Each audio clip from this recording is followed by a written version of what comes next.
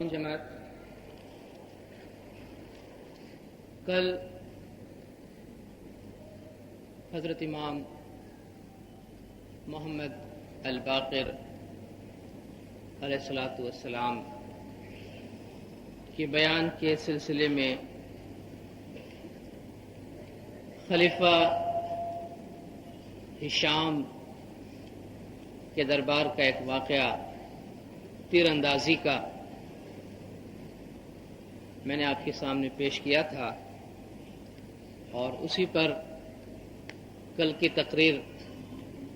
کا اختتام ہوا تھا۔ خلیفہ ہشام کے دربار سے دمشق سے مدینہ کی طرف جب امام واپس تشریف لا رہے تھے تو راستے میں آپ نے ایک ہجوم دیکھا، اور دریافت کرنے پر معلوم ہوا کہ ایک عیسائی پادری ہے جو سال میں ایک مرتبہ شاید یہاں آتا ہے اور تمام عیسائیوں کو جمع کر کے تقریر کرتا ہے اور عیسائی مذہب سمجھاتا ہے۔ چنانچہ امام بھی ہجوم کے درمیان گئے کہ اس عیسائی راہب نے امام کو دیکھ کر سوال کیا کہ کیا آپ ہم میں سے ہیں، یعنی آپ عیسائی ہیں؟ تو امام نے فرمایا کہ نہیں، میں آل محمد میں سے ہوں اور اسلام کے پیروں میں سے ہوں۔ اور اس دوران اس عیسائی راہب اور امام کے ساتھ دونوں کی آپس میں گفتگو ہوتی رہی، اور مولا نے اس عیسائی راہب کو سمجھایا کہ حضرت عیسیٰ کا مذہب سچا ہے، اس میں کوئی شک نہیں، لیکن وہ پرانا ہے، قدیم ہے۔ تازہ مذہب، تازہ دین اسلام ہے جو محمد مصطفیٰ صلی اللہ علیہ وآلہ وسلم صلوات اللہ علیہ لے کر آئے ہیں۔ جس طرح انسان کے جسمانی صحت کو برقرار رکھنے کے لیے تازہ خوراک کی ضرورت ہوتی ہے، تازہ غذا کی ضرورت ہوتی ہے، اسی طرح روح کی تر و تازگی کے لیے بھی انسان کو تازہ دین کی ضرورت پڑتی ہے۔ امام کی گفتگو سے وہ راہب، وہ پادری اتنا متاثر ہوا کہ بجائے اس کے کہ وہ عیسائیوں کو نصیحت کرے وہ خود مسلمان بن گیا۔ یہ امام کی وہ قدرتی تاثیر ہے جو قدرتی طور پر ائمہ علیہم السلام کے ذات کے ساتھ وابستہ ہوتی ہے۔ راہ میں گزرتے ہوئے حضرت امام محمد باقر علیہ السلام اور آپ کے صاحبزادے حضرت امام جعفر الصادق علیہ الصلوۃ والسلام مدین کے پاس سے گزرے۔ مدین آپ کہہ لیجئے ایک گاؤں ہے یا شہر جس کا ذکر قرآن میں آیا ہے۔ یہ وہ مدین ہے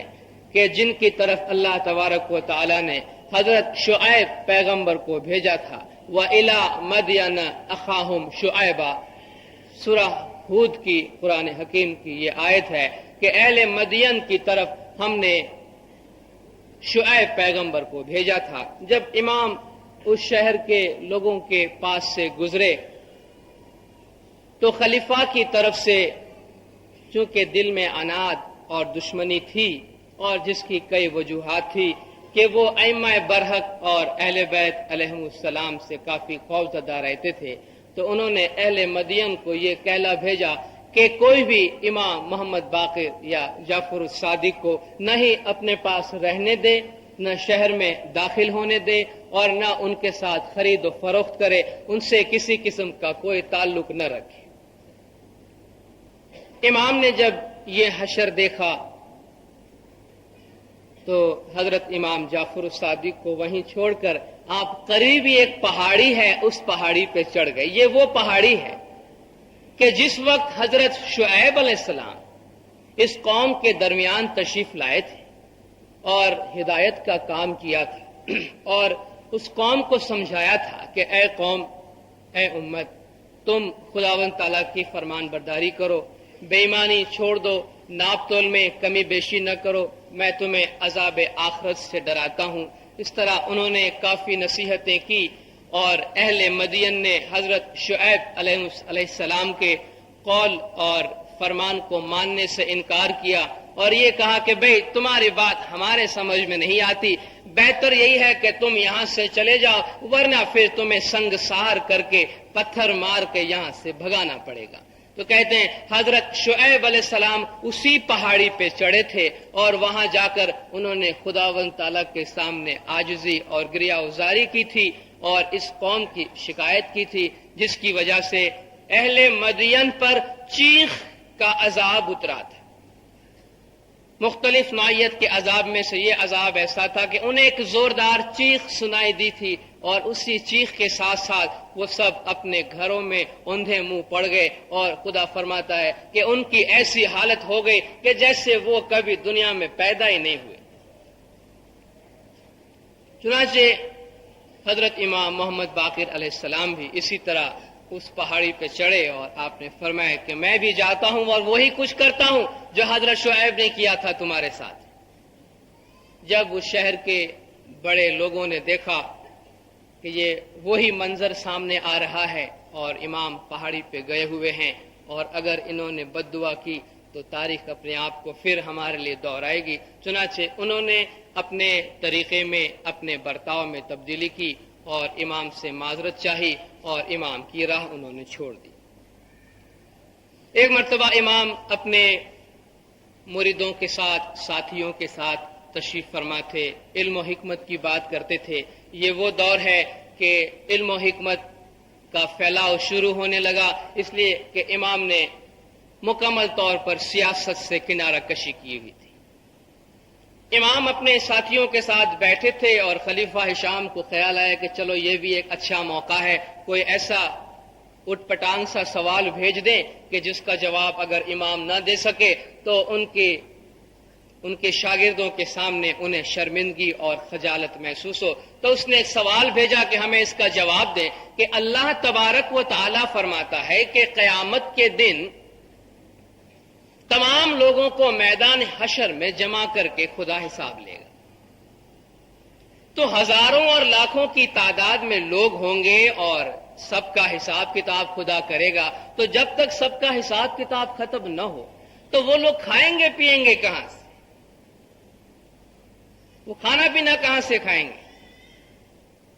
سر محفل امام کے سامنے سوال آیا اور امام نے جواب بھیج دیا کہ ان سے کہو کہ جو جہاں بھی ہوگا میدان حشر میں بھی ہوگا تو پینے کے لیے وہاں نہریں بہتی ہوں گی اور کھانے کے لیے میوے دار درخت ہوں گے جن سے وہ کھائیں گے اور پیئیں گے۔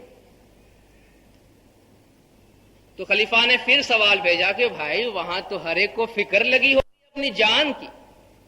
کہ جنت ملتی ہے یا جہنم، اس میں کھانے پینے کی سود کس کو ہوگی؟ تو امام نے جواب بھیجا کہ خلیفہ سے کہو قرآن نہیں پڑھا ہے، قرآن کی یہ آیت نہیں پڑھی ہے، وہاں تو دوزخیوں کو بھی کھانے کا ہوش ہوگا،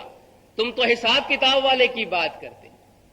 خداوند تعالیٰ قرآن میں فرماتا ہے کہ اس روز دوزخی جو ہے وہ جنتیوں سے مخاطب ہو کر کہیں گے کہ اے اہل بہشت، اے جنتیوں، ہمیں کچھ پینے کا دے دو، ہمیں کچھ کھانے کا دے دو، خدا نے تمہیں جو نعمتیں دی ہے اس میں سے تھوڑا سا ہمیں بھی دے دو۔ اور اہل جنت کہیں گے کہ بھئی یہ کھانا تمہارے لیے حرام ہے، تمہارے لیے ممنوع ہے۔ کہتے ہیں جو جہنم میں گئے ہوں گے انہیں بھی کھانے پینے کا ہوش ہوگا، تو جن کا حساب کتاب ہونے والا ہوگا انہیں کھانے پینے کا ہوش نہیں ہوگا۔ یہ تو قرآن کی آیت ہے۔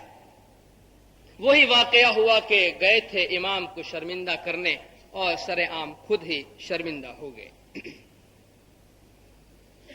ایک بہت ہی اہم واقعہ جو امام محمد باقر علیہ السلام کے دور میں پیش آیا، اور حقائق کو ہمیشہ بیان کرنا چاہیے، اور یہ ایک ایسی حقیقت ہے جسے تاریخ نویسوں نے بیان کیا ہے اور سرکار آقا سلطان محمد شاہ صلوات اللہ علیہ نے اپنے ارشادات میں اس کا ذکر کیا ہے کہ یوں تو اموی خلفاء امام کے دشمن ہوا کرتے تھے، لیکن ایک خلیفہ عمر بن عبدالعزیز اس دور میں ایسا خلیفہ ہوا کہ جسے تاریخ اسلام میں خلفائے راشدین کا 5واں خلیفہ کہتے ہیں، یعنی جن سے ہدایت حاصل کی جائے پہلے 4 خلیفہ، اور باقی ان بادشاہوں میں اگر کوئی سچا نیک اور عادل بادشاہ، ایماندار منصف مزاج کوئی آیا ہے تو وہ عمر بن عبدالعزیز آیا، جن کی تعریف خود سرکار نے اپنے ارشاد میں کی ہے۔ عمر بن عبدالعزیز انتہائی منصف، اور عادل خلیفہ تھا. اس نے آتے ہی مسلمانوں کے تمام طبقوں کے درمیان اتحاد، محبت، پیار اور یگانگت کی فضا قائم کرنے کی کوشش کی. معاویہ جب خلیفہ بنا تھا، اس نے خلیفہ بنتے ہی ایک انتہائی مذموم رسم شروع کی تھی جسے اصطلاحی زبان میں تبرہ کہتے ہیں. تبرہ کا مطلب یہ تھا کہ ہر جمعہ کو اور عیدین کی نماز کے بعد خطبے میں مولا مرتضی علی اور ان کی اولاد کو نعوذ باللہ گالیاں دی جائیں. یہ ایک مذموم رسم تھی جو چلی آ رہی تھی اموی خلفاء کے دور میں، جسے معاویہ نے شروع کی تھی کہ ہر جمعہ کو اور عید کے موقع پر خطبے میں علی اور آل علی کے لیے برا بھلا کہا جائے، ان پر تبرہ کیا جائے، انہیں گالیاں دی جائیں. عمر بن عبدالعزیز نے آ کر اس رسم کو بند کی کہ اولاد علی اور یہ نبی کے خاندان ہے، اس کی دشنام ترازی نہیں ہونی چاہیے، ان کو برا بھلا نہیں کہنا چاہیے. حضور اکرم کا ایک باغ تھا، باغ فدق،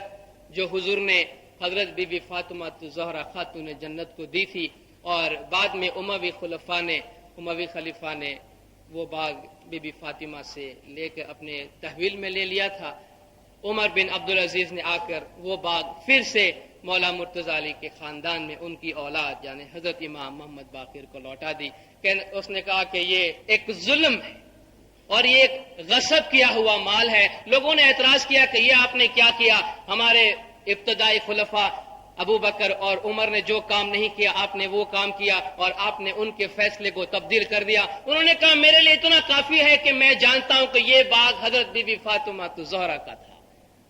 اور انہوں نے دعویٰ کیا تھا کہ یہ میرا باغ ہے، اور انہوں نے اس کے لیے 2 گواہ بھی لایا اور گواہ کی ضرورت بھی نہیں تھی کہ جب دختر رسول کہہ دے کسی چیز پہ اپنا حق ظاہر کرے. بی بی فاطمہ کی زبان سے یہ نکلے کہ اس پہ میرا حق ہے تو کہتا ہے کہ مجھے تو گواہ کی ضرورت بھی نہیں تھی. کیا دختر رسول کبھی جھوٹ بولے گی؟ ان کی زبان سے کبھی کوئی کذب اور جھوٹا کلمہ نکلے گا؟ اس نے کہا کہ میں نے جو کچھ کیا اپنے ضمیر کے آواز کے مطابق کیا ہے، اور مجھے امید ہے کہ قیامت کے دن حضرت فاطمہ، حضرت حسن اور حضرت امام حسین قیامت کے دن میری شفاعت کریں گے میرے ان حرکتوں کی وجہ سے، میرے ان کارناموں کی وجہ سے. امام محمد باقر علیہ السلام علم و حکمت کے درس و تدریس کے کام کی ابتدا فرما چکے تھے، اور اہل سنت والجماعت کے ایک بہت بڑے فقہی امام ہے امام ابو حنیفہ. ان کے قول کے مطابق امام فقہی امام ہے. وہ حضرت امام محمد باقر کے بھی شاگرد رہے اور اس کے بعد حضرت امام جعفر الصادق علیہ السلام کے بھی شاگرد رہے. اور حضرت امام جعفر الصادق کی شاگردی میں رہنے کے بعد، حالانکہ بظاہر ان کی عمر حضرت امام جعفر الصادق کے عمر کے برابر تھی، پھر بھی اس نے 2 سال امام جعفر الصادق کی خدمت میں شاگردی میں گزارے. اور وہ کہا کرتا تھا کہ لولا السنتان لہلک النعمان، کہ اگر یہ 2 سال میری شاگردی کے نہ ہوتے امام جعفر الصادق کے ساتھ تو اس کا نام چونکہ نعمان تھا، کا وہ نعمان ہلاک ہو جاتا اگر اسے امام جعفر الصادق کی صحبت نصیب نہ ہوتی. امام محمد باقر علیہ السلام انتہائی سادہ طبیعت کے اور سادگی پسند امام رہے، لیکن کبھی کبھی آپ اچھے لباس پہنا کرتے تھے خوشی کے موقع پر، عید کے موقع پر. اور کبھی اگر کسی نے اس پر اعتراض کیا کہ آپ امام ہو کر ایسے اچھے لباس پہنتے ہیں تو آپ انہیں جواب میں قرآن کی آیت سناتے تھے کہ قل من حرم زینت اللہ التی اخرج لعبادہ والطیبات من الرزق، کہ کہہ دو کہ وہ زینت اور خوبصورتی کا سامان جو خدا نے اپنے بندوں کے لیے اتارا ہے اسے کس نے تمہارے لیے حرام کیا ہے؟ اور اچھی اچھی غذائیں،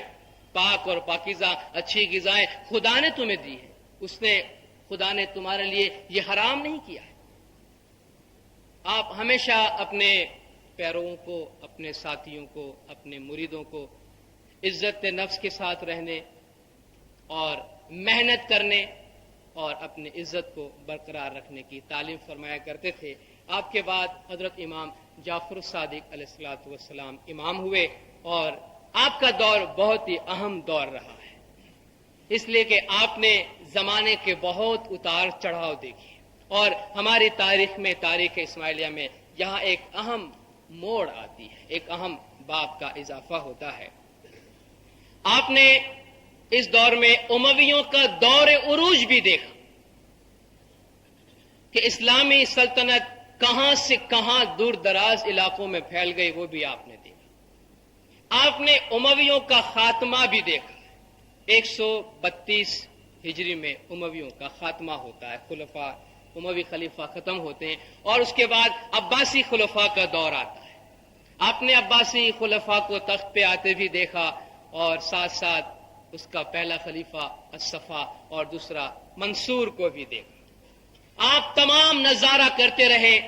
اور دور اندیشی کا مظاہرہ فرماتے رہے، سیاسی اتار چڑھاؤ دیکھتے رہے، اپنے اہل خاندان کو نصیحت کرتے رہے کہ دور رہنا ہے ان سیاست سے، سیاست کی ان باتوں سے دور رہنا، اس لیے کہ اس کا نتیجہ بہت برا آئے گا۔ کل بھی میں نے آپ کے سامنے ذکر کیا تھا، لیکن امام کی نصیحتوں کے باوجود آپ ہی کے خاندان سے، اولاد علی میں، حسن کی اولاد میں، حسین کی اولاد میں، آپ کے چچا کے بیٹے کہیں نہ کہیں حضرت امام حسین علیہ السلام کی شہادت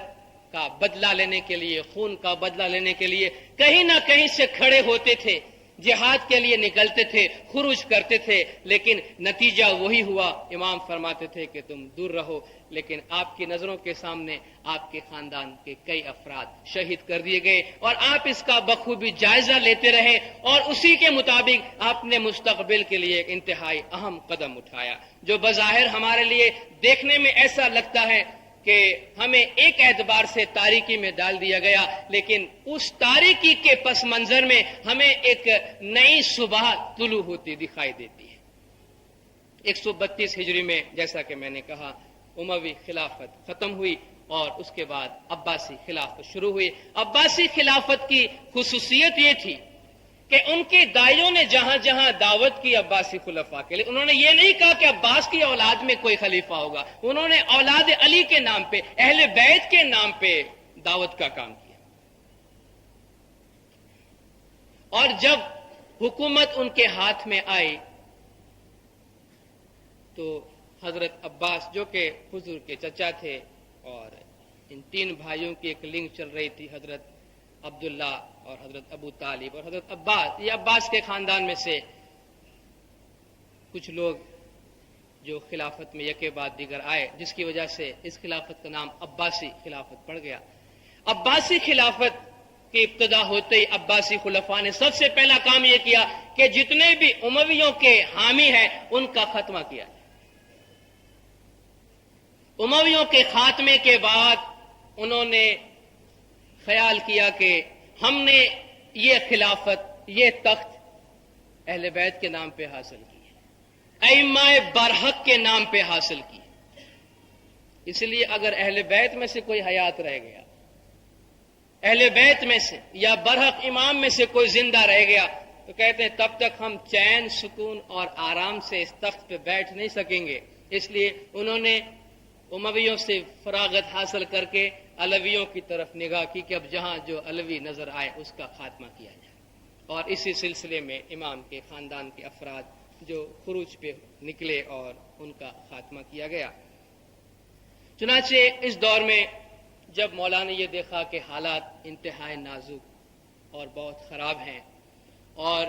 خلیفہ کی نگاہ اس وقت امام برحق پر ہے، تو حضرت امام جعفر الصادق علیہ السلام نے اپنے بڑے بیٹے حضرت امام اسماعیل پر امامت کی نصب کر کے امام بنا کے اپنے بعد اور انہیں سلمیہ کی طرف، سیریا میں سلمیہ کی طرف بھیج دیا، اس حکم کے ساتھ کہ وہ اپنے آپ کو پوشیدہ رکھے، وہ اپنے آپ کو چھپائے رکھے،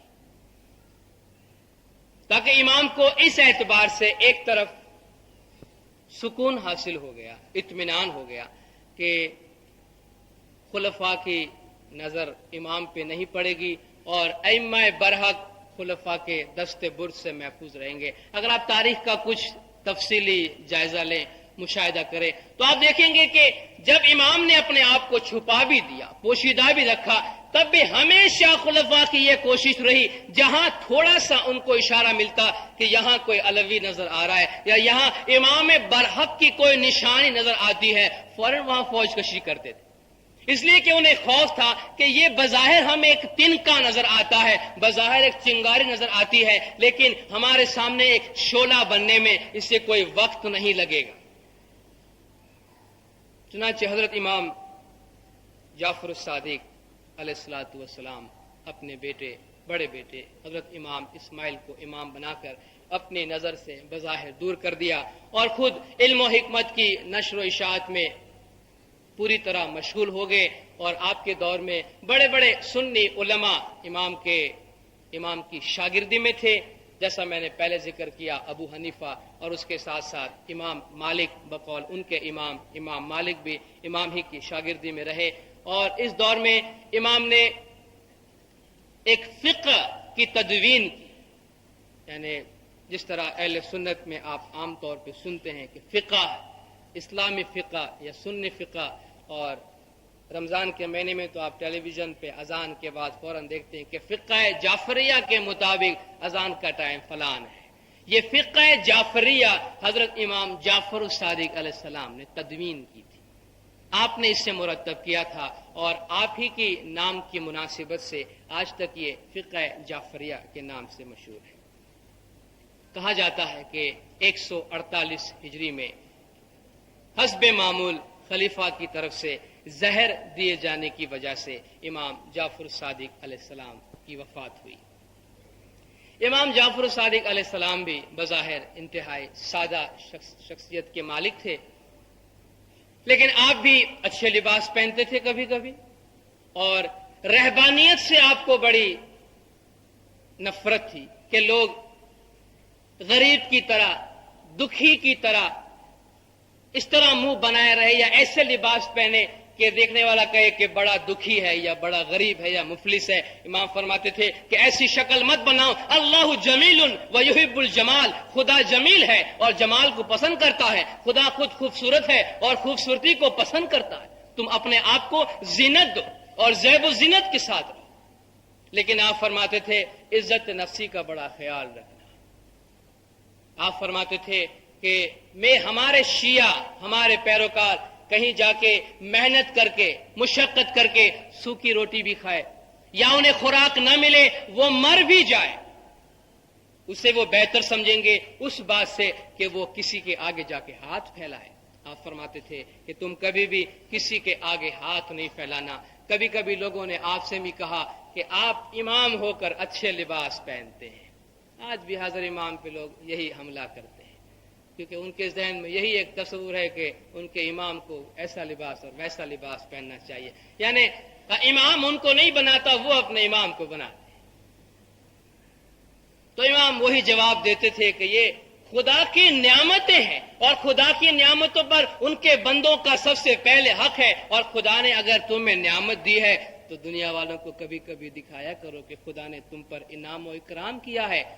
کسی نے کہا کہ حضرت مولا مرتضی علی تو بڑے موٹے لباس پہنا کرتے تھے اور اچھے لباس نہیں پہنتے تھے، آپ ایسے لباس کیوں پہنتے ہیں؟ تو آپ جواب دیتے کہ وہ زمانہ دوسرا تھا، آج زمانہ بدل گیا۔ ایک اعتبار سے اس وقت دولت نہیں تھی، آج ہمارے پاس تھوڑی دولت بھی آ گئی ہے،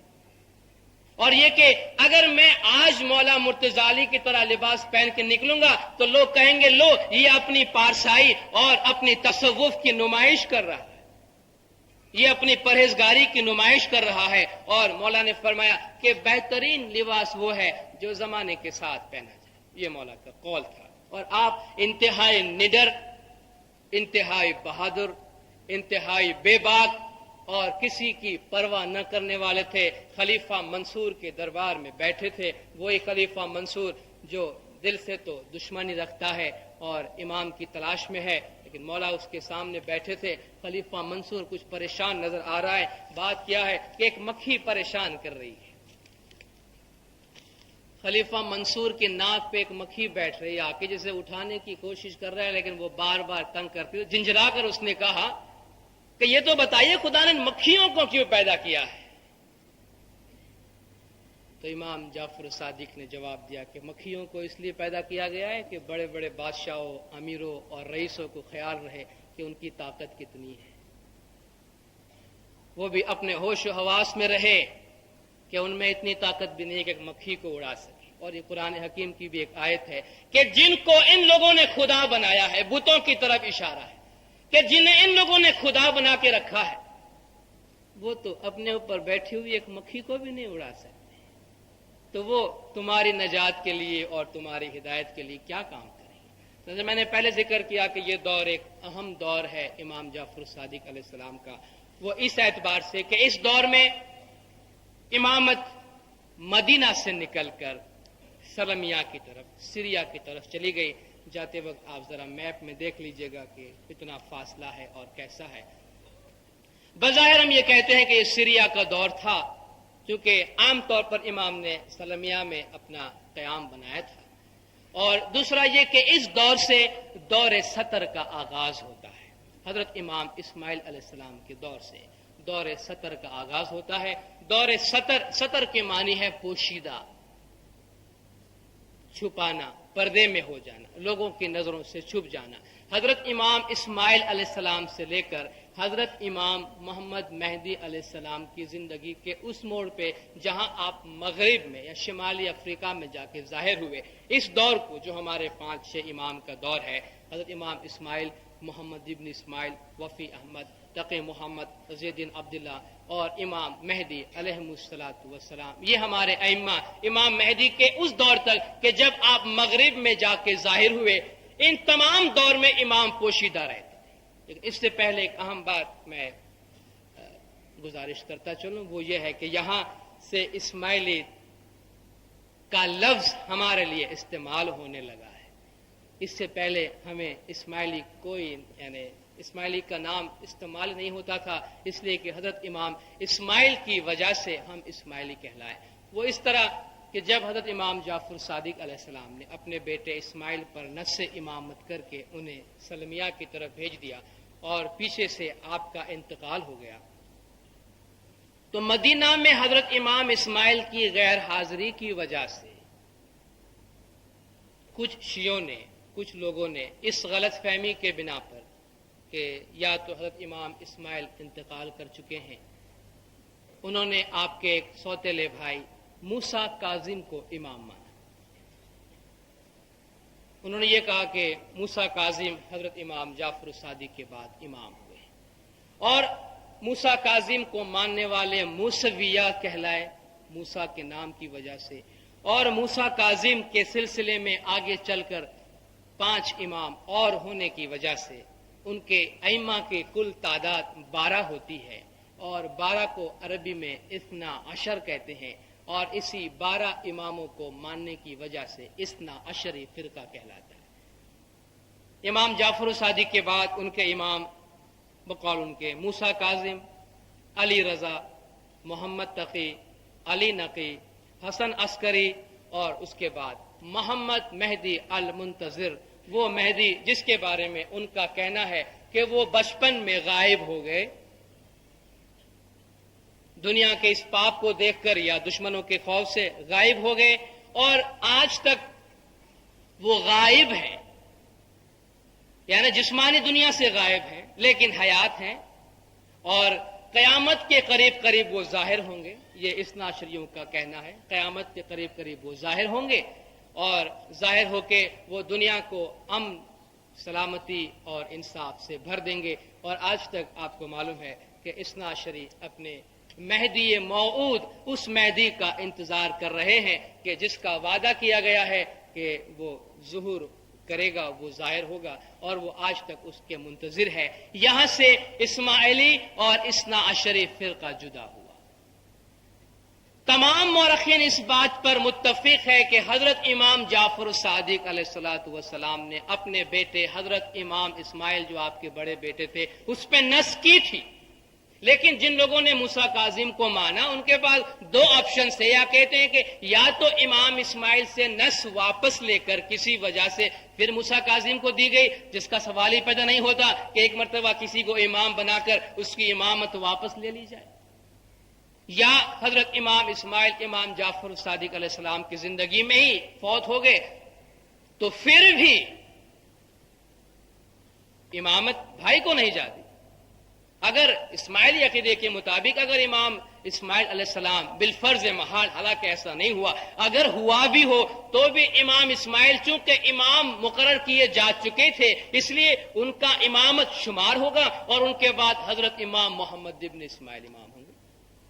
اور اسی طریق اور اسی سلسلے کو اسماعیلیوں نے جاری رکھا اور شیعہ امامی کے ساتھ ساتھ لفظ اسماعیلی کا ہمارے ساتھ اضافہ ہوا کہ اس دور سے ہم اسماعیلی کہلوانے لگے. اور جن لوگوں نے موسیٰ کاظم کو مانا اور اس کے بعد اسی سلسلے کو اپنایا، آگے جا کے ان کے بہت سارے فرقے ہوئے جس کا فی الحال ذکر کرنا ہمارے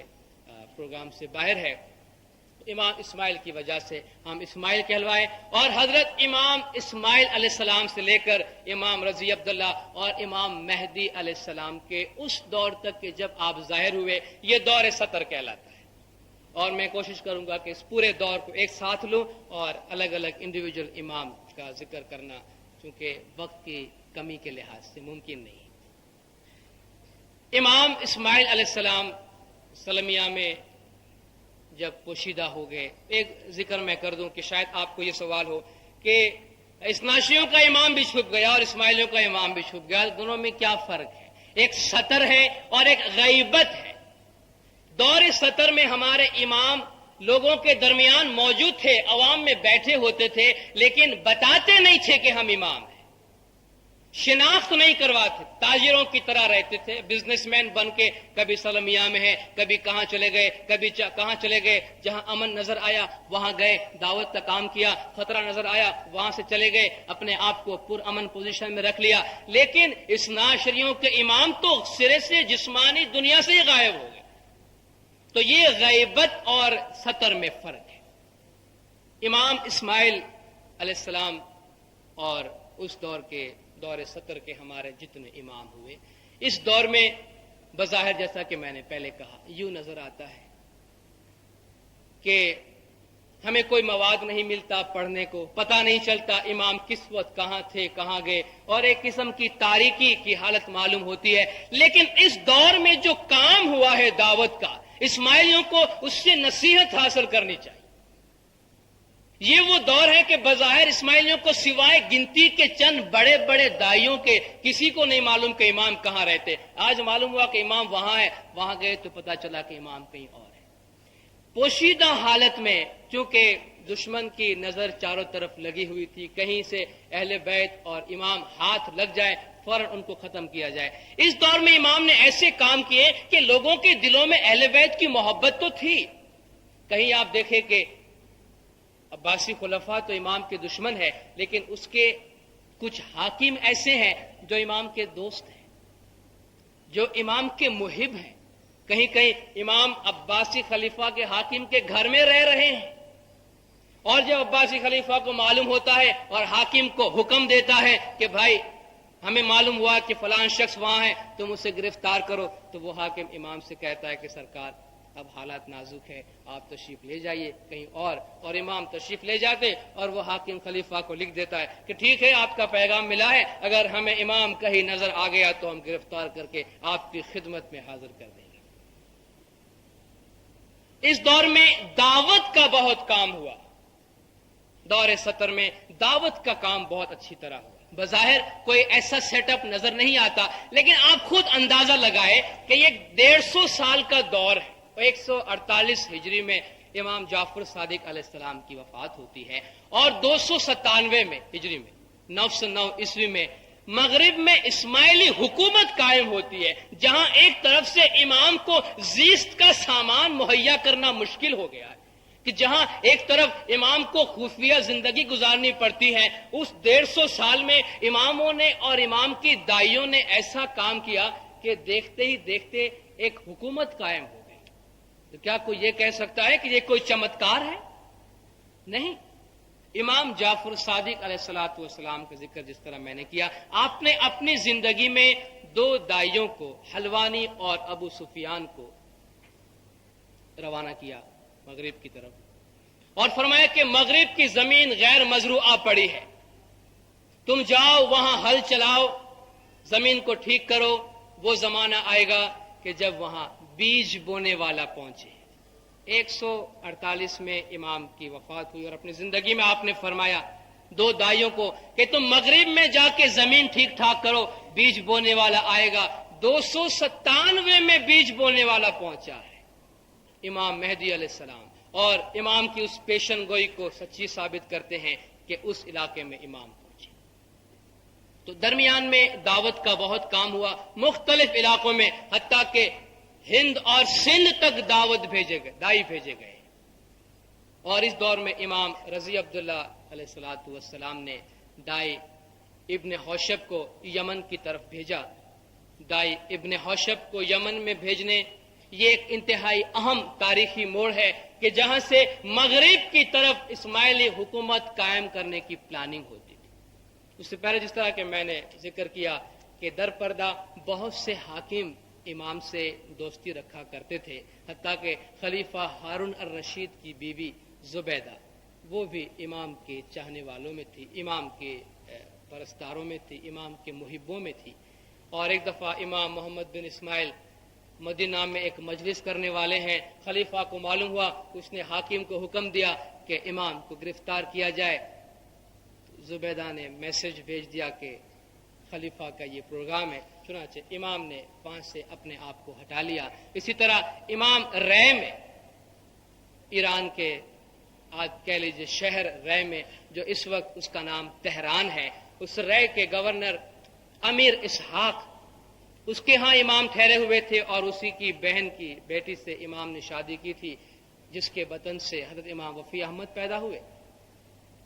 امیر اسحاق بھی عباسی خلیفہ ہارون الرشید کی طرف سے حاکم تھا اور اہل بیت سے محبت کرنے والا تھا۔ امام اس کے گھر میں تھے، خلیفہ ہارون الرشید کو پتہ چلا تو اس نے پیغام بھیجا کہ تمہارے شہر میں کہیں امام محمد بن اسماعیل چھپے ہوئے ہیں، تم انہیں گرفتار کر کے بھیجو۔ پہلے اس نے عام سا جواب دیا کہ اگر امام کا پتہ چل گیا تو گرفتار کر کے بھیج دیا جائے۔ پھر خلیفہ کے جاسوسوں نے خبر دی کہ نہ صرف یہ کہ امام رے میں ہے بلکہ امیر صاحب کو پتہ ہے اور امام اس کے ساتھ ہے۔ چنانچہ خلیفہ ہارون الرشید نے انتہائی سخت پیغام بھیجا کہ اگر تم نے امام کو گرفتار کر کے ہمارے پاس نہ بھیجا تو ہم تم پر فوج کشی کریں گے۔ چنانچہ کوئی خاطر خواہ نتیجہ نہیں آیا اور امیر اسحاق نے امام سے گزارش کی کہ یا مولا صورتحال ایسی ہے، چنانچہ امام وہاں سے کسی اور مقام پہ چلے گئے اور خلیفہ ہارون الرشید رے پہ حملہ آور ہوا اور امیر اسحاق کو پکڑ کے اذیتیں دے کر، تکلیف دے کے، کوڑے مار مار کے اس سے یہ معلوم کرنے کی کوشش کی کہ امام کہاں ہے۔ اس حاکم نے جواب نہیں دیا، نہیں بتایا کہ امام کہاں ہے۔ اسے اتنا مارا گیا، اتنے کوڑے برسائے گئے کہ امیر اسحاق مر گیا، اور تاریخ اسماعیلی میں ایک اور درخشاں عنوان قربانی کا چھوڑ گیا کہ وہ حاکم تھا، خلیفہ کی طرف سے تھا، لیکن امام کی محبت کرنے والوں میں سے تھا۔ اس نے کہا میں نہیں بتاؤں گا امام کہاں ہے۔ جان سے مار ڈالا گیا لیکن امام کا پتہ نہیں بتایا۔ اور انہی پوشیدہ صورتحال میں، پوشیدگی کے عالم میں رہتے ہوئے امام نے کام کیا۔ امام وفی احمد اور امام تقی محمد علیہ السلام کے زمانے میں درمیان میں کچھ فلسفہ کا چرچا ہوا، باہر سے فلسفہ اسلام میں داخل ہوا، لوگوں کے ذہن میں مذہب اور فلسفی کے بارے میں انتشار پیدا ہوئے۔ اسماعیلی دائیوں نے اس وقت کام کیا، اپنے آپ کو بتائے بغیر، اپنے آپ کو ظاہر کیے بغیر، امام کی ہدایت کے مطابق انہوں نے ایک سوسائٹی قائم کی اخوان الصفا کے نام سے، اور انہوں نے 52 رسائل کی ایک کتاب لکھی اخوان الصفا کے نام سے، اور بغداد کی تمام مساجد میں راتوں رات اس کی کاپیاں پہنچا دیا کرتے تھے،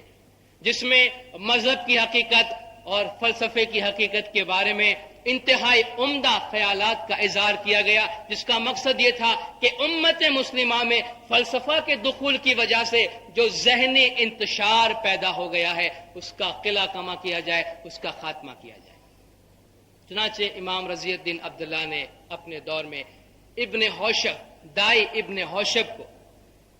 جو ایک اثنا شری تھا اور امام کی تلاش میں تھا، دریائے فرات کے کنارے امام رضی عبداللہ سے ملاقات ہوئی۔ پہلی ملاقات میں وہ اثنا شری اسماعیلی بن گیا، نہ صرف اسماعیلی بنا، اسماعیلی دائی بنا، اسماعیلی دائی بن کے امام کی خدمت میں رہا، اور امام نے اسے یمن کی طرف بھیجا، یمن سے اس نے دائی ابو عبداللہ کو مغرب کی طرف بھیجا، اور ابو عبداللہ نے وہاں جا کے وہ کارنامہ انجام دیا کہ 297 میں حضور اکرم صلی اللہ علیہ وآلہ وسلم کے اس فرمان کے مطابق کہ میرے 300 سال بعد، اور ہجری سن 297 میں میرے 300 سال بعد سورج مغرب سے طلوع ہوگا، حضرت امام مہدی علیہ السلام مغرب میں ظاہر ہوئے۔ وہ امام کے جس کے پیچھے دشمن خلفاء سب لگے ہوئے ہیں، انہوں نے ایک نیا میدان تلاش کیا۔ مدینہ کے بعد سیریا کا دور رہا جس میں ہمارے 5-6 امام رہے۔ امام مہدی علیہ السلام سلمیہ سے مغرب آئے، وہاں آپ نے ظہور کیا، وہاں کا امام مہدی علیہ السلام ظاہر ہوئے، جہاں سے فاطمی خلافت کا دور شروع ہوا جو حضرت امام مستنصر باللہ علیہ السلام کے دور تک جاری رہا۔ پھر اسماعیلی عالموت کی طرف چلے گئے۔ انشاءاللہ فاطمی ائمہ کا بیان آئندہ لیکچر میں آپ کے سامنے پیش کیا جائے گا۔ جی ایسا میں جانتی تو چلنے نہ دیتی پیا، ایسا میں جانتی تو چلنے نہ دیتی پیا، میں چلتی تمہارے ساتھ رے مہربان میرے صاحب میرے دیاوند میرے سرجنہار میرے، یا شاہ تجھ بنا سو دن جاوے گو کیسا رے پیا جی۔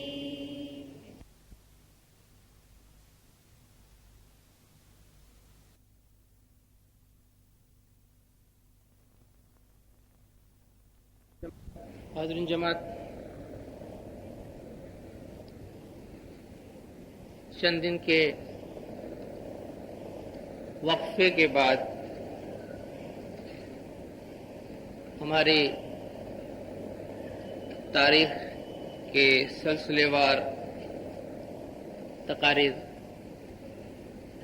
پھر سے آپ کی خدمت میں پیش کرتا ہوں۔ آپ کو یاد ہوگا اپنے آخری تقریر میں نے دور 70 کے بارے میں کچھ حالات پیش کیے تھے جن میں تقریباً 150 سال تک ہمارے چند ائمہ علیہم السلام کو لوگوں کی نظروں سے پوشیدہ رہ کے، یعنی اپنی حقیقت کو اور اپنے مقام کو عوام اور خلفاء کی نظر سے پوشیدہ رکھ کے زندگی گزارنی پڑی تھی۔ لیکن اس دور میں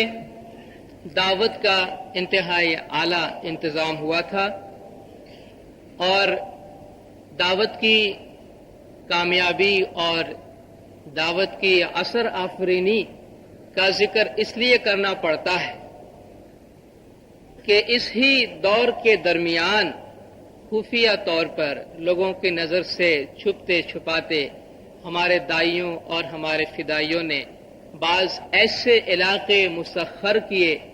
اور ایسی راہ ہموار کی کہ حضرت امام مہدی علیہ السلام کا ظہور ہوا اور فاطمی خلافت کی بنیاد پڑی۔ حضرت امام رضی عبداللہ علیہ السلام نے اپنی زندگی میں حضرت امام مہدی علیہ السلام کے بارے میں فرمایا تھا کہ اے میرے نور چشم، تجھے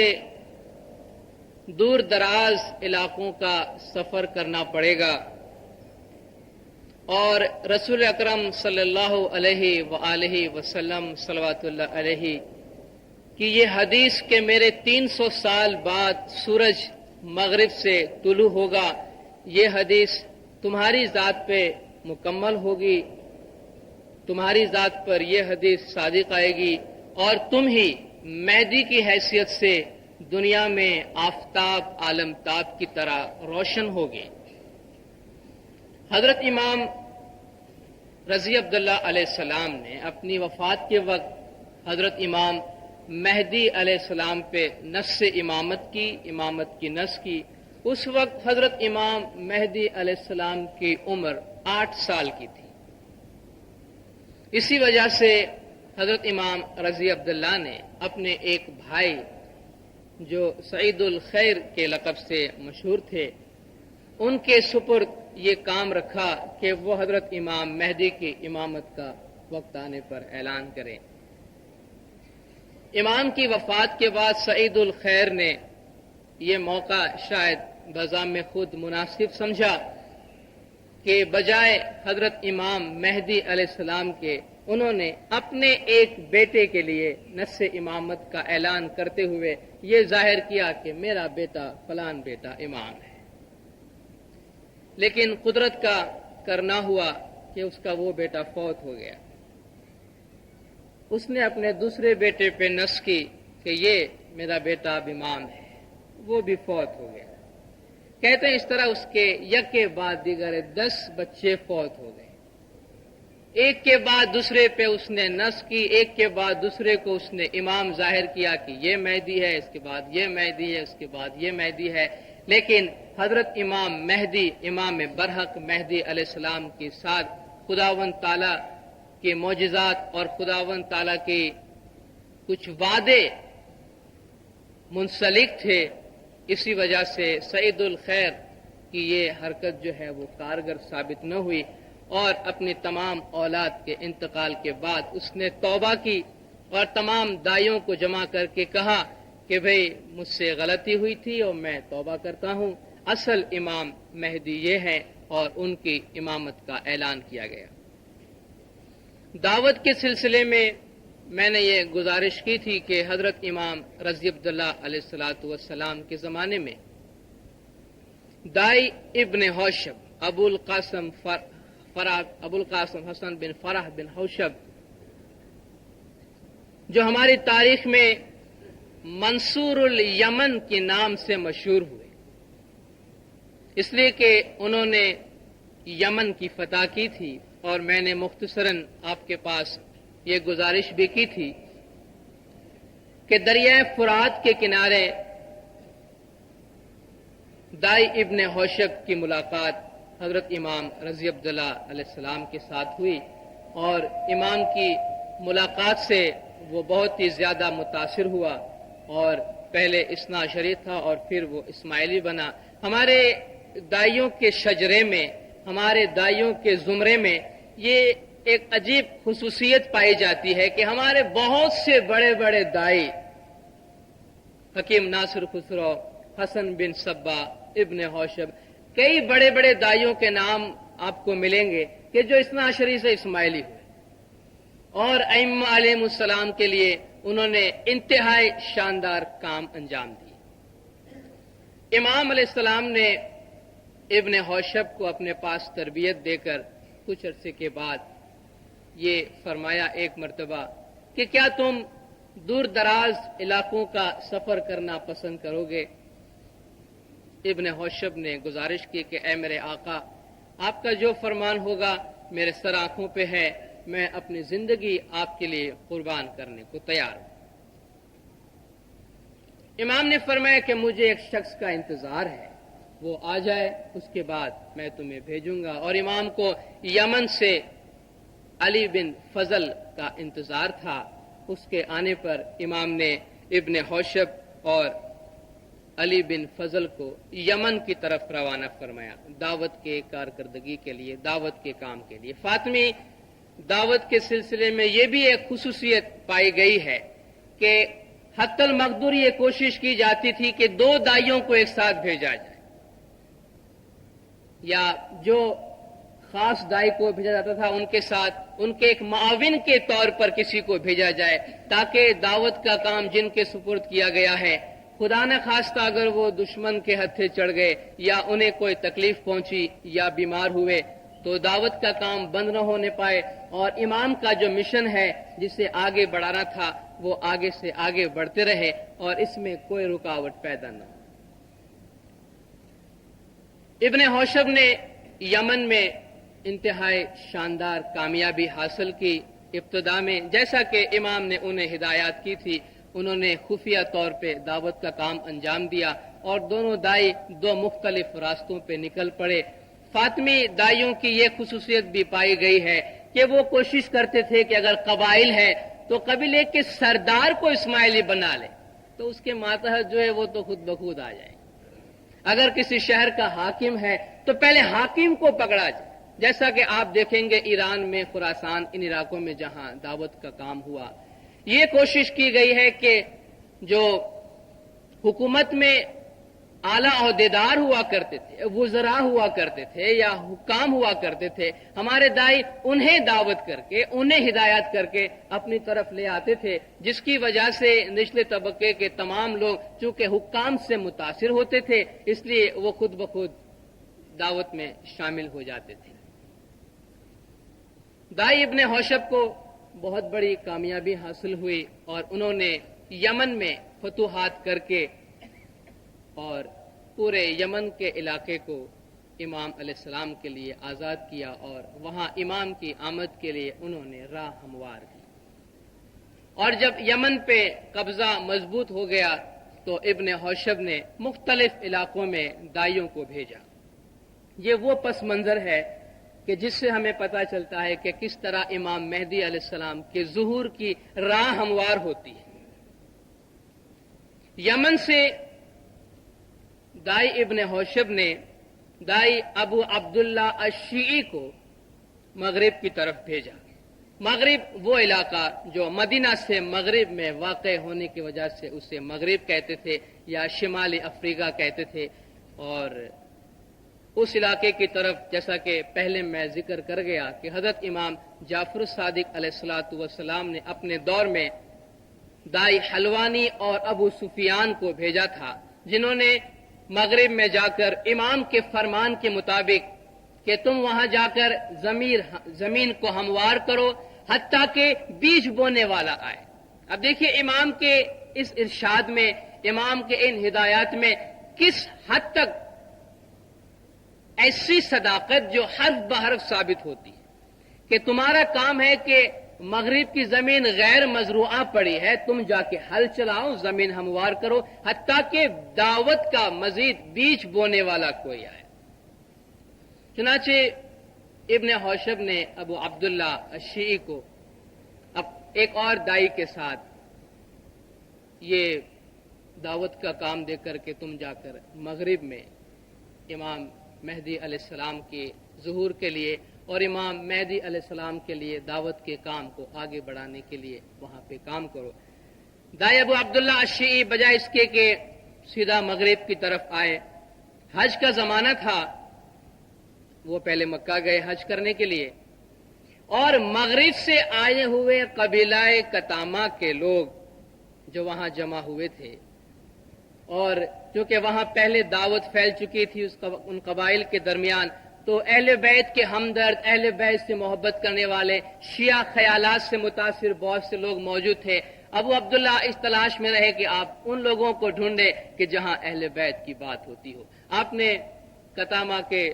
قبائل کے لوگوں کو دیکھا جو اہل بیت کی شان بیان کرتے ہیں، مولا مرتضی علی اور ان کی اولاد کی شان بیان کرتے ہیں۔ دائی ابو عبداللہ الشیعی بہت بڑے دائی تھے، وہ بھی ان کے ساتھ بیٹھ کر امام کی تعریف میں کچھ ایسی باتیں سنائی کہ وہ بہت متاثر ہوئے۔ کہ بھئی تم کون ہو اور کہاں سے آئے ہو اور کہاں جا رہے ہو اور تمہارا کیا کام ہے۔ دائی ابو عبداللہ کو اپنی راہ ہموار کرنی تھی۔ باتوں باتوں میں انہوں نے یہ کہا کہ میں مصر کی طرف جا رہا ہوں، مغرب کی طرف جا رہا ہوں۔ چنانچہ اس قبیلے کے ساتھ آپ ہو گئے، کتاما کے لوگوں کے ساتھ آپ ہو گئے اور مغرب کی طرف روانہ ہوئے۔ مغرب پہنچ کر جیسا کہ فاطمی دائیوں کا طریقہ رہا، شروع میں فوراً جا کر اعلان نہیں کرتے۔ آپ ہندوستان میں جب ہماری پیروں کی دعوت کا کام وہاں بھی دیکھیں گے، پہلے اپنی راہ ہموار کرتے ہیں، لوگوں کے ساتھ ملتے ہیں، لوگوں کا دل جیتتے ہیں، لوگوں میں اپنا مقام حاصل کرتے ہیں، اور ایسا مقام حاصل کرتے ہیں کہ جب ان کی زبان سے بعد میں کوئی بات نکلے تو پتھر پہ لکیر بن کے رہ جائے اور لوگ ان کی بات ماننے کو تیار ہو جائیں۔ چنانچہ آہستہ آہستہ دائی ابو عبداللہ الشیعی کہ جس کی تقوی کی وجہ سے، پرہیزگاری کی وجہ سے، اس کے علم و حکمت کی وجہ سے آہستہ آہستہ اس کی عزت لوگوں کے درمیان بہت بڑی، تو انہوں نے لوگوں سے یہ کہنا شروع کیا کہ میرے پاس حضرت امام مہدی علیہ السلام کے ظہور کا پیغام موجود ہے۔ میں اس کے لیے دعوت کر رہا ہوں کہ جس مہدی کے لیے اعلان کیا گیا ہے، اور وہ مہدی بہت جلد ظاہر ہونے والا ہے، اس کا ظہور ہونے والا ہے، اور اگر تم میرا ساتھ دو تو ہم اس علاقے کو اس کام کے لیے ہموار کریں۔ چنانچہ ابو عبداللہ دعوت کے میدان میں آگے سے آگے بڑھتے رہے، حتیٰ کہ انہوں نے اس پورے علاقے کو فتح کیا اور اپنی کامیابی کی ہر ایک مرحلے میں انہوں نے امام کو آگاہ کیا کہ کس طرح انہیں کامیابی حاصل ہو رہی ہے، اور جب راہ بالکل ہموار ہو گئی تو انہوں نے حضرت امام مہدی علیہ السلام کو لکھا کہ آپ مغرب کی طرف تشریف لے آئیے، اس لیے کہ یہاں آپ کے ظہور کی راہ ہموار ہو چکی ہے۔ دائی ابو عبداللہ کے ساتھ امام مہدی علیہ السلام کے خط و کتابت کا سلسلہ جاری تھا، اور عباسی خلفاء کے جاسوس حسب معمول بہت سی جگہوں پہ موجود تھے جو اسی توہ میں لگے ہوئے تھے، اسی کوشش میں لگے ہوئے تھے کہ کہاں پتہ چل جائے کہ کوئی فاطمی امام موجود ہے۔ چنانچہ انہیں یہ اشارہ ملا کہ بھئی اب بھی کوئی مہدی موجود ہے، اور امام مہدی کے ظہور کے احوال کے بارے میں انہیں معلومات حاصل ہوتی رہی۔ چنانچہ امام مہدی علیہ السلام اس وقت سلمیہ میں تھے، جو کہ دور سطر کے درمیان ائمہ علیہ السلام کا ایک اعتبار سے مرکز رہا۔ وہاں جب امام کو پیغام پہنچا اور دائی ابو عبداللہ نے اپنے بھائی ابو العباس اور چند سرداروں کو ایک وفد کی صورت میں بھیجا امام کے پاس کہ آپ جائیے اور امام کو اس طرف لے آئیے۔ چنانچہ امام ان کے ساتھ روانہ ہوئے۔ راستے میں امام نے دائی ابو عبداللہ الشیعی کے بھائی ابو العباس کو آگے بھیج دیا، اور امام سجل ماسا اور مصر کے راہ سے ہوتے ہوئے، قیروان کی راہ سے ہوتے ہوئے جہاں ابو عبداللہ الشیعی تھے رقادہ میں، اس طرف روانہ ہوئے۔ راستے میں جو عباسی حکام تھے خلفاء کے زیر اثر،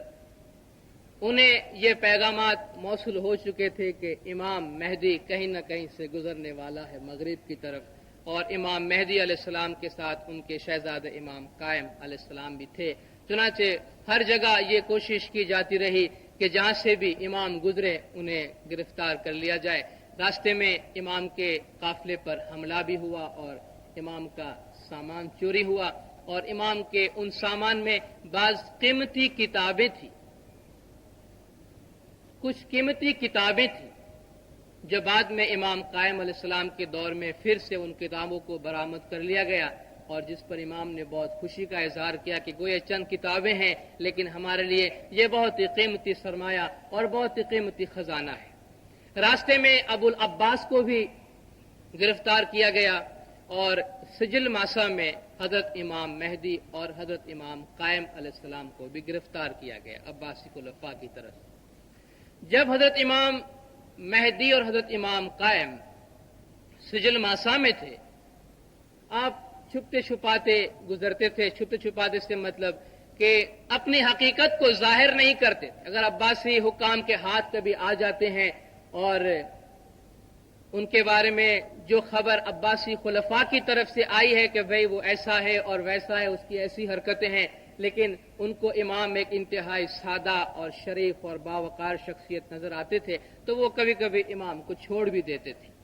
چنانچہ امام کبھی تاجر کے بھیس میں, کبھی کسی بڑے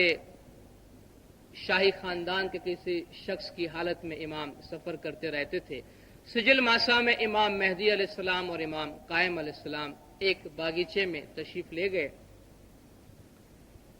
اچانک اس باغیچے کے مالی نے یہ شور مچایا کہ حضرت امام مہدی کا ظہور ہو گیا. اس باغ کے مالی نے شور کیا کہ امام مہدی, واللہ امام مہدی ظاہر ہو چکے ہیں. جب امام مہدی کو یہ بات معلوم ہوئی تو اس مالی کو اپنے پاس بلایا کہ بھئی کیا بات ہے کہ امام مہدی ظاہر ہو گئے, تمہیں کس نے کہا؟ اس نے کہا کہ اس باغیچے میں ایک چشمہ ہے, جھرنا ہے, جو کافی عرصے سے خشک پڑا ہوا تھا, اور ہمارے آبا و اجداد کا یہ فرمان تھا, اور وہ کہا کرتے تھے کہ جب مہدی ظاہر ہوگا, یہاں سے گزرے گا, تو اس چشمے میں پھر سے پرزور طور پہ پانی جاری ہوگا. اور آج ہی اس چشمے میں پانی ظاہر ہوا ہے, آج ہی اس چشمے سے پانی گزرا ہے. چنانچہ اس نے کہا واللہ میں جانتا ہوں کہ امام مہدی کا ظہور ہو چکا ہے. چنانچہ امام مہدی علیہ السلام نے اس سے فرمایا کہ تم خاموش رہو, لیکن یہ بات مشہور ہو گئی اور امام مہدی علیہ السلام کو گرفتار کر لیا گیا. ادھر دائی ابو عبداللہ نے تمام راہ ہموار کر لی اور ان کو پتا چلا کہ حضرت امام مہدی علیہ السلام سجل ماسا میں قید ہیں. چنانچہ آپ ایک لشکر لے کر سجل ماسا پہنچے, اور جس حاکم نے امام کو گرفتار کیا تھا اس سے پہلے انتہائی نرمی کے ساتھ پیغام بھیجا کہ وہ امام کو رہا کر دے, کیونکہ دائی ابو عبداللہ کو پہلے یہ اندیشہ تھا کہ اگر وہ کہیں سختی کریں گے یا فوراً حملہ کریں گے, ایسا نہ ہو کہ قید میں امام مہدی کو شہید کر دیا جائے. اور جس امید پہ اس نے دعوت کی تھی, اور جو اس کی دعوت کی صداقت کی بنیاد تھی, اس لیے کہ لوگ مہدی کے منتظر تھے, اور اگر ایک روز ابو عبداللہ آ کر یہ کہہ دیتا ہے کہ مجھے افسوس ہے کہ میں مہدی کو نہ لا سکا, تو اس کی شخصیت کو بہت بڑا دھچکا پہنچنے والا تھا, اور لوگوں کے سامنے ہو سکتا تھا کہ وہ جھوٹے یا فریب دینے والے ظاہر ہوتے. اس لیے انہوں نے پوری کوشش کی کہ کسی بھی طرح امام کو کوئی گزند نہ پہنچے, کسی بھی طرح امام کو کوئی تکلیف نہ پہنچے. اس نے پہلے اطمینان سے اس معاملے کو نپٹانے کی کوشش کی کہ امام کو رہا کر دیا جائے, لیکن بجائے اس کے کہ وہ حکام دائی ابو عبداللہ کے اس پیغام کا کوئی مثبت جواب دیتا, پیغام لے کر جو قاصد گیا تھا اسے شہید کر دیا, اور خود فوج لے کر ابو عبداللہ پہ حملہ آور ہوا, لیکن اس سے کوئی خاص کامیابی نہیں ہوئی اور وہ میدان چھوڑ کر بھاگ گیا. دائی ابو عبداللہ شیعی امام مہدی علیہ السلام اور حضرت شہزادہ قائم کو قید سے رہا کیا, اور ایک جلوس کی شکل میں شہر میں گشت کرایا, اور اتنے شان اور شوکت کے ساتھ کہ تمام بڑے بڑے سردار جلوس کے ساتھ ہے, اس کے آگے دائی ابو عبداللہ شیعی ہے, امام سوار ہیں, اور ابو عبداللہ شیعی کی حالت خوشی کے مارے ایک دیوانے کسی ہے, اس کی آنکھوں سے آنسو جاری ہے, اس لیے کہ امام مہدی کے ظہور کے لیے اس نے جو کام کیا, جو محنت کی, جو جان فشانی کی, جنگیں لڑی, کافی محنت کی, ان تمام کا بیان, جنگوں کا بیان اور تمام مصائب کا بیان میں نے یہاں نہیں کیا. کافی محنت سے انہوں نے راہ ہموار کی. آج ان کی زندگی کا سب سے خوشی کا دن تھا, نہ صرف یہاں بلکہ دایا اب ابن حوشب کی روح کو بھی خوشی محسوس ہوئی ہوگی کہ جو بیج انہوں نے بویا تھا وہ آج پھل لایا ہے, اور وہ پیغام جو امام صادق علیہ السلام نے دیا تھا کہ تم وہاں جاؤ, بیج بونے والا آئے, اس نے بیج بھی بویا اور آج لوگوں کو فصل بھی نظر آئی. کہ امام مہدی علیہ السلام کا ظہور ہوا، دائی ابو عبداللہ الشیعی اس قافلے کے آگے آگے چل رہا ہے، آنکھوں میں خوشی کے آنسو ہے، اعلان کرتا جا رہا ہے کہ لوگوں لو، آج میں نے اپنا وعدہ تمہارے سامنے پورا کیا، میں جس مہدی کے لیے دعوت کرتا تھا یہ وہ مہدی ہے۔ ان کی زندگی کے دوران ابو عبداللہ شیعی کو لوگوں نے کافی تحفے تحائف دینے کی کوشش کی، انہوں نے کہا یہ میرا حق نہیں، مہدی کا حق ہے جن کے لیے میں کام کرتا ہوں۔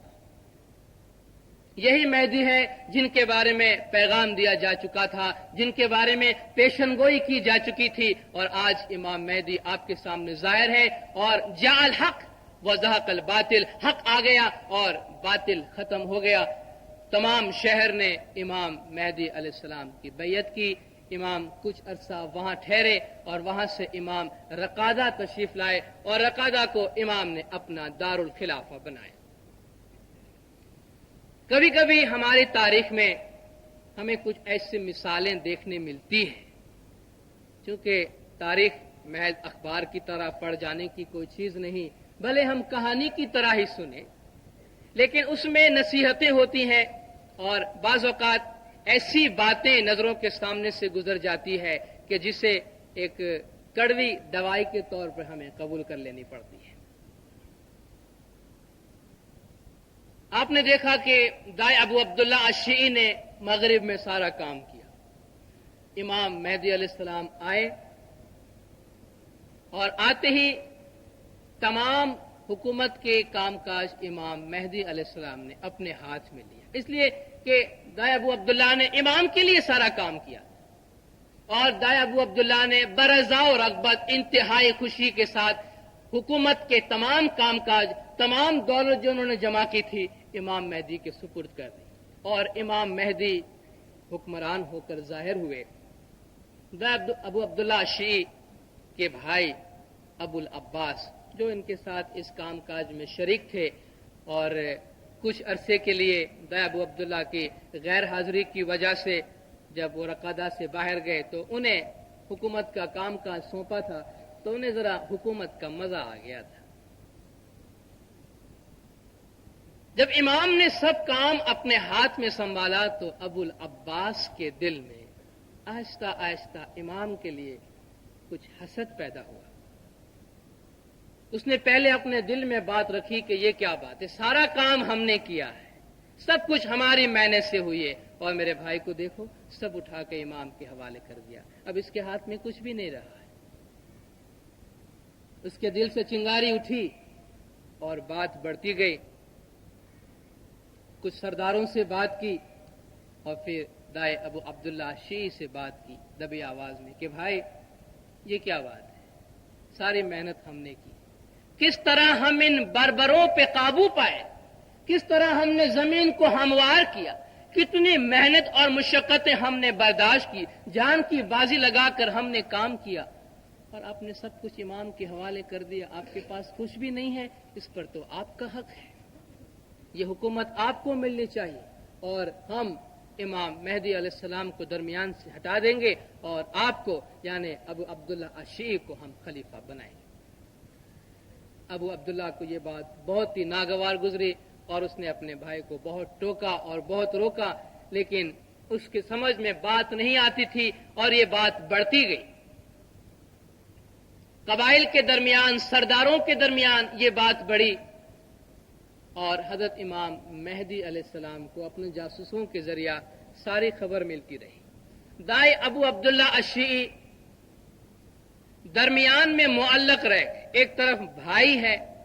اور اگر بھائی کا ساتھ نہیں دیتے ہیں تو جان کا خطرہ ہے، دوسری طرف امام سے وفاداری ہے، پورے جنم کی کمائی اور پونجی اس کے پاس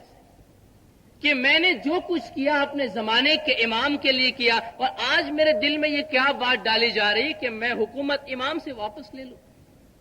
ایک طرف اس کی ضمیر کی آواز تھی اور دوسری طرف حالات کی مجبوریاں تھی۔ ابو عبداللہ درمیان میں رہا، کبھی ابو العباس کی طرف مائل ہو جاتا، اور اس حالت میں اس کے ذہن پہ بہت برا اثر پڑا اور بالکل دیوانے کی طرح ہو گیا۔ ابو العباس میٹنگیں بلاتا کہ کس طرح امام پر حملہ کیا جائے، کس طرح سازش کی جائے اور کس طرح حکومت کے انان ہم اپنے ہاتھ میں لے۔ دائی ابو عبداللہ ان میٹنگوں میں شرکت کرتا ہے لیکن خاموش بیٹھا ہوتا ہے۔ اسے اپنی ذات کا بھی ہوش نہیں کہ آج زندگی کے کس مرحلے سے وہ گزر رہا ہے کہ جس امام کے لیے اس نے اتنی محنت کی آج اس کے خلاف سازش کے جلسے میں اسے شرکت کرنی پڑ رہی ہے۔ آخر وہ بھی کچھ حد تک اپنے بھائی سے متاثر ہوا۔ امام مہدی علیہ السلام کے حضور میں 3 دن تک متواتر دائی ابو عبداللہ آتا رہا اور امام دیکھتے رہے کہ ابو عبداللہ کو یہ بھی پتا نہیں ہے کہ 3 دن سے الٹی قمیض پہنا ہوا ہے۔ امام نے ایک دفعہ فرمایا کہ ابو عبداللہ کیا بات ہے، تمہیں یہ بھی ہوش نہیں کہ تمہارا لباس کیسا ہے؟ اس نے کہا مولا میں پھنسا ہوا ہوں، جان کا خطرہ ہے، بھائیوں کے ہاتھوں مجبور ہوں۔ امام نے فرمایا مجھے تمہاری تمام حرکتوں کا علم ہے۔ امام مہدی علیہ السلام خلافت کے عنان پر آئے تھے اور اپنی حکومت کو اور خلافت کو مضبوط کرنا آپ کا اولین فرض تھا۔ دائی ابو عبداللہ جب اپنے بھائی سے متاثر ہوا کچھ حد تک تو ایک دفعہ دبی آواز میں امام سے کہنے لگا، کیونکہ امام کو اس سے پہلے کئی مرتبہ یہ بات پہنچائی گئی تھی کہ سرکار آپ کے خلاف سازش ہو رہی ہے، ابو العباس بھی ہے اور ابو عبداللہ بھی شامل ہے، لیکن امام کو بظاہر امام نے یہی ظاہر کیا کہ امام نے ان باتوں پر یقین نہیں کیا اور ابو عبداللہ کے ساتھ انتہائی شفقت اور مہربانی کا سلوک مولا نے کیا۔ لیکن آخر ابو عبداللہ نے امام کے سامنے دل کی بات کہی دبی آواز میں کہ یا مولا آپ جانتے ہیں آپ کی آمد سے پہلے میں نے اس بربر قبیلے کو کس طرح درست کیا،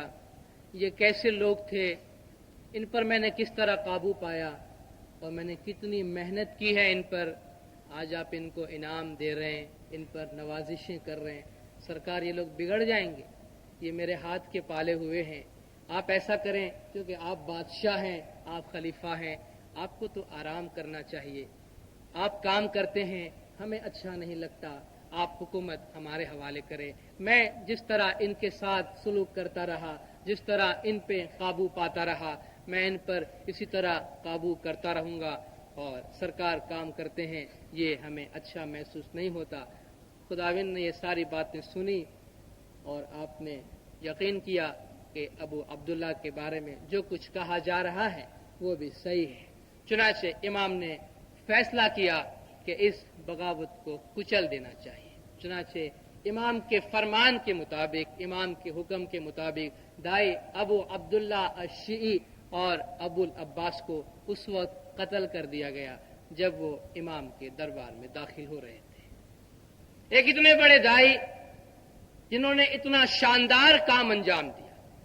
بظاہر یوں محسوس ہو رہا ہے کہ کس طرح ان کا خاتمہ ہوا۔ ان کے وفات کے بعد خود امام مہدی علیہ السلام نے ان کی جنازے کی نماز پڑھائی، ان کے لیے دعائے مغفرت کی، اور امام نے فرمایا کہ ابو عبداللہ بے قصور تھا، اس کا کوئی قصور نہیں، اصل باغی ابو العباس تھا، لیکن ابو عبداللہ دھوکے میں آ گیا تھا۔ چونکہ کتامہ قبائل کے درمیان، لوگوں کے درمیان انہوں نے بہت کام کیا تھا، اثر و رسوخ چھوڑے تھے، اس لیے ایک بغاوت کی صورتحال پیدا ہوئی، اس لیے کہ تمام دولتوں پر امام قابض ہوئے اور قبائل کو یہ یقین ہونے لگا تھا کہ دولت ہمارے کام آئے گی، آج تو امام نے ان دولتوں کو اپنے ہاتھ میں لے لیا ہے، اور یہ جو بڑے دائی تھے ان کو تو قتل کر دیا گیا ہے، اور امام کے محل کے باہر ایک ہنگامہ ہوا۔ امام مہدی علیہ السلام انتہائی بہادری کے ساتھ اپنے گھوڑے پہ سوار ہو کر باغیوں کے درمیان گئے اور فرمایا کہ دیکھو دائی ابو عبداللہ اور ابو العباس کا مقام جو اسلام میں تھا اس سے کوئی انکار نہیں، اور ان کا کیا مقام تھا وہ تمہیں معلوم ہے، لیکن شیطان نے ان کو ورغلایا، شیطان نے ان کو دھوکہ دیا، شیطان نے ان کو گمراہ کیا، اس لیے اس راستے کو صاف کرنا ضروری ہو گیا تھا، اس لیے ان کو قتل کیا گیا ہے۔ چنانچہ اس طرح امام علیہ السلام نے اس فتنے کو، اس بغاوت کو، اس سازش کو ختم کر کے انتہائی مؤثر انداز میں اپنی حکومت کو مضبوط کی۔ امام مہدی علیہ السلام، کیونکہ درمیان میں مغرب کی یمن کی بات بھی عرض کرتا چلوں، یمن کے جو دائی تھے وہ اس امید پر بیٹھے تھے کہ امام یمن میں آئیں گے، نہ کہ مغرب میں۔ چنانچہ جب امام نے ابو عبداللہ کی دعوت پر مغرب کی طرف جانے کا فیصلہ کیا، سجل ماسا کی طرف، رقادہ کی طرف، تو امام کے ساتھ ایک دائی تھا، دائی فیروز کر کے، وہ اس بات پہ امام سے مخالف ہو گیا کہ امام کو یمن چلنا چاہیے۔ چنانچہ اس دائی نے بھی امام کا ساتھ چھوڑ دیا اور یمن چلا گیا۔ یمن جا کر اس نے ابن حوشب کو ورغلانے کی بہت کوشش کی، لیکن ابن حوشب ایک ایسے چٹان تھے کہ ان کو تو اپنی جگہ سے ہلانا بہت مشکل کی بات تھی، لیکن ان کے ساتھی دائی علی بن فضل کو اس نے اپنے ساتھ ملا کر بغاوت کر دی۔ آپ دیکھ رہے ہیں کہ حکومت کے لالچ میں، دولت کے لالچ میں، اقتدار کے لالچ میں بعض اوقات کیسے کیسے حالات ہمارے ماضی میں، ہمارے تاریخ میں گزرے۔ چنانچہ اس طرح ابن حوشب کے ساتھ انہیں جنگ کرنی پڑی۔ ابن حوشب نے اپنے وفات سے پہلے اپنے ایک بیٹے ابو الحسن اور اپنے ایک ساتھی عبداللہ بن العباس الشاوری، چونکہ دعوت کے نگران ابن حوشب تھے جو امام کی طرف سے مقرر شدہ تھے، ابن حوشب نے اپنی وفات کے وقت اپنے ایک ساتھی الشاوری اور اپنے ایک بیٹے، بڑے بیٹے ابو الحسن، دونوں کو بلا کر فرمایا کہ جب تک امام کی طرف سے یہ فیصلہ نہ آ جائے کہ دعوت کا نگران کون رہے، تم مل جل کر کام کرو اور دعوت کے کام کو انجام دو۔ ان کی وفات کے بعد الشاوری نے وہاں سے امام مہدی علیہ السلام کو خط لکھا کہ ابن حوشب کا انتقال ہو گیا ہے اور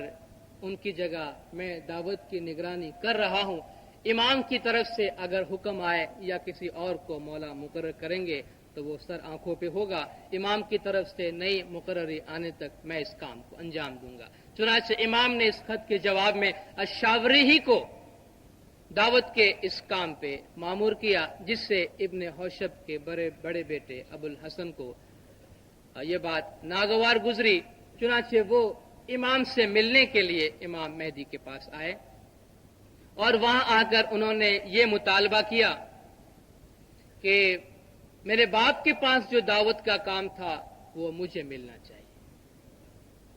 لیکن امام نے فرمایا کہ دیکھو، میں نے الشاوری کو دعوت کا نگران مقرر کیا ہے اور تمہیں اسی فیصلے پر رضا و رغبت کے ساتھ قبول کرنا چاہیے اور اس فیصلے میں تبدیلی کی کوئی گنجائش نہیں۔ چنانچہ جب اس مہم میں اسے ناکامی ہوئی تو واپس تو آ گیا اور الشاوری پہلے ہی کی طرح ابن حوشب کے اس بڑے بیٹے کے ساتھ انتہائی خوش اخلاقی اور انتہائی پیار و محبت کا ثبوت دیا اور پیار و محبت سے پیش آتے رہے، لیکن یہاں بھی ابو الحسن نے یہ فیصلہ کیا کہ الشاوری کو راستے سے ہٹانا چاہیے۔ اس نے بھی اسے قتل کرنے کا فیصلہ کیا اور اپنے چھوٹے بھائی جعفر بن منصور الیمن، ابن حوشب کا چھوٹا بیٹا جعفر کو اپنے ساتھ ملانے کی کوشش کی۔ انہوں نے نہ صرف ان کا ساتھ دینے سے انکار کیا بلکہ انتہائی سختی کے ساتھ ان کے ان حرکتوں کی مذمت کی کہ یاد رکھو، والد صاحب کا یہ فرمان ہے، قول ہے کہ ہم نے جو کچھ بھی کیا ہے وہ زمانے کے امام کے لیے کیا ہے۔ تم کوئی بھی حرکت کرو گے، امام کے کسی دائی کو شہید کرو گے، امام کے کسی حجت کو قتل کرو گے، یہاں سے امام کی دعوت کا تو بہرحال جو کچھ بھی ہو، لیکن ہم نے جو یہاں عزت و ناموس حاصل کی ہے، ہم نے جو یہاں مقام حاصل کی ہے، ہم نے اپنے لیے نہیں کی ہے بلکہ چونکہ ہم نے امام کے نام پر امام مہدی کے لیے کام کیا تھا، اس لیے ہمیں یہاں یہ کامیابی حاصل ہوئی ہے۔ اس لیے تمہیں ایسی کوئی حرکت نہیں کرنی چاہیے کہ جس سے ہمارے کیے دھرے پر پانی پھر جائے۔ لیکن ابو الحسن کے ذہن پر ایک عجیب سا بھوت سوار تھا۔ آخر اس نے ایک دفعہ الشاوری کو غافل پا کر اسے قتل کر ہی دیا۔ جعفر بن منصور الیمن کو اس بات سے بہت ہی تکلیف ہوئی اور انہوں نے یمن چھوڑ دیا اور مغرب کی طرف آ گئے۔ جب جعفر مغرب پہنچتے ہیں تو امام مہدی علیہ السلام کا دور ختم ہو چکا ہوتا ہے اور امام قائم علیہ السلام کا دور شروع ہو چکا ہوتا ہے۔ اس نے شاوری کو قتل تو کیا ابو الحسن نے، اور اقتدار کے جنون میں اس نے ابن الحوشب کے تمام کام پہ، ان کے تمام کارروائیوں پہ، ان کی تمام کامیابیوں پہ پانی پھیر دیا۔ اسماعیلی عقائد سے محبت رکھنے والے کئی لوگوں کو اس نے قتل کیا، اور کتنے لوگ تھے جو وہاں سے بھاگ گئے، کتنے ایسے ہوئے جنہوں نے تقیہ اختیار کیا، یعنی پوشیدہ طور پہ اپنے ایمان کو رکھا اور بظاہر اپنے ایمان کو انہوں نے ظاہر نہیں کیا، لیکن قدرت نے اپنا کام کیا۔ آخر کچھ اس کے ہی کرتوت کی وجہ سے، اس کے ہی اعمال کی وجہ سے کچھ عرصے کے بعد اسی کے لوگ اس کے خلاف ہوئے، اس کے خلاف بغاوت ہوئی، وہ خود بھی قتل کیا گیا اور اس کی اولاد بھی قتل کی گئی اور اس کی عورتوں کو باندی بنا لی گئی، لونڈی بنا لی گئی۔ اس طرح اس علاقے میں بظاہر تو ہم نے دیکھا کہ دعوت کا کام ایک اعتبار سے یعنی آفیشیل اعتبار سے ختم ہوتا ہے، لیکن ابن الحوشب کے بعد بھی یا جعفر بن منصور الیمن کے وہاں چلے آنے کے بعد بھی جو لوگ وہاں موجود تھے انہوں نے امام علیہ السلام سے محبت رکھی، اسماعیلیت سے انہیں محبت رہی، اور اپنے درمیان سے وہ کسی والی کو بنا لیتے تھے، کوئی نمائندہ بنا لیتے تھے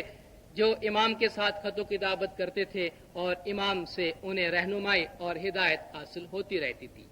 امام مہدی علیہ السلام نے اپنے اقتدار کو مضبوط کرنے کے بعد آپ نے ایک شہر کی بنیاد ڈالی،